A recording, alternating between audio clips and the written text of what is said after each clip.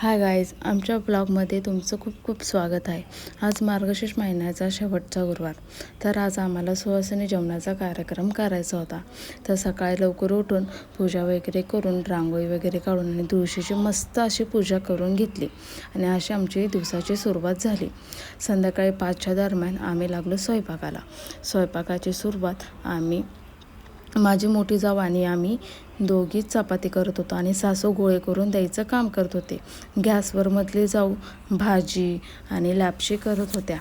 आजकाल असे दिवस खूप कमी दिसतात. चुलीवर स्वयंपाक करण्याची जी मजा आहे ना, ती कशातच नाही. गॅसला सुद्धा मागे पाडते ही चूल आणि त्याचं जेवणही अशा अप्रतिम लागतं की बस. तुम्हाला काय वाटतं जेवणाचं, म्हणजे चुलीवरचं जेवण तुम्हाला कसं आवडतं कमेंटमध्ये नक्की सांग. म्हणजे कसं ना, आमच्यात काही जरी असलं ना, कोणताही कार्यक्रम असला ना, तर आम्ही सगळे एकत्र करतो, मिळून मिसळून काम करतो, मिळून मिसळून सगळं आमचे कामे असतात आणि गप्पा मारता मारता कधी ते कामं होतात ते समजत नाही आणि खूप अशी मजा पण येते. असं वाटतं की आठवड्यातनं एक दिवस तरी असलाच पाहिजे. म्हणजे कसं, लोक आजकाल सोशल मीडियामुळे एकत्र अजिबातच येत नाही आणि काही अशी बॉन्डिंगसुद्धा राहिली नाही. अशा कार्यक्रमामुळे मन मोकळेपणाने बोलतात पण येतात, हसतात पण आणि आपणही त्यातून काही ना काहीतरी शिकतो आणि बॉन्डिंग पण खूप चांगल्या प्रकारची होती.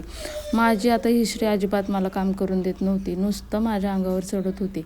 तिला इतका वैताग येत होता आणि आजी तिला चारू खाऊ घालत होती चपाती आणि ती नुसतं माझ्या अंगावर चढत होती. कधी कधी तिला संध्याकाळचं असंच होत असतं की कामं करायच्या वेळेस ती नुसतं माझ्याकडे येते आणि कधी कधी तो खूप गोणीबाळासारखं मला सोडून खेळते, मस्त राहते. जशी जशी मोठी होत चालली ना, तशी तशी ही आगावच होत चालली. म्हणजे आगाव म्हणजे असं खूप खेळकर होत चालले आणि ती जर झोपली तर आम्हाला आमच्या घरात कोणाला सुद्धा करमत नाही आणि असाच कसा दिवस जातो हे पण समजत नाही आम्हाला.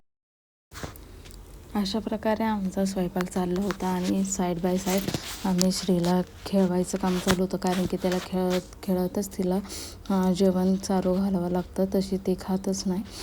आणि तसं बघायला गेलं तर लहान बाळ तसंच जेवण करतात आणि मस्त इथं असं खेकडा भजी चालली होती. इतकं अप्रतिम झाली होती चुलीवरचं खेकडा भजी, खूप भारी लागते आणि ती श्रीला तर भजी अप्रतिम म्हणजे इतकी आवडते आणि चुलीवरचं म्हटलं तर गरम गरम ती खात होती अशी एक एक करून.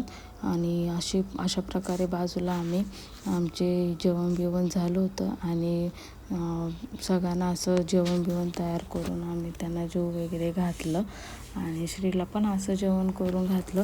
ती खेळत खेळत इतकी खेळते खेळतच तिला खाऊ घालून मस्त असं झोपव. जेवण झाल्यानंतर हळदी कुंकाचा कार्यक्रम ठरला, जसे की केळी, पान, सुपारी आणि पुस्तक देऊन त्यांच्या पाया वगैरे पडलो. असं मज्जा केली, म्हणजे बोलणं वगैरे, जोक्स पार्ट्स वगैरे सगळं चालतात आणि चालतच राहिलं पाहिजे. तुम्हाला काय वाटतं, प्रत्येक आठवड्यात असा कार्यक्रम ठरला पाहिजे की नाही, कमेंटमध्ये नक्की सांगा आणि आमचा ब्लॉग कसा वाटला ते पण सांगा. Thank you so much.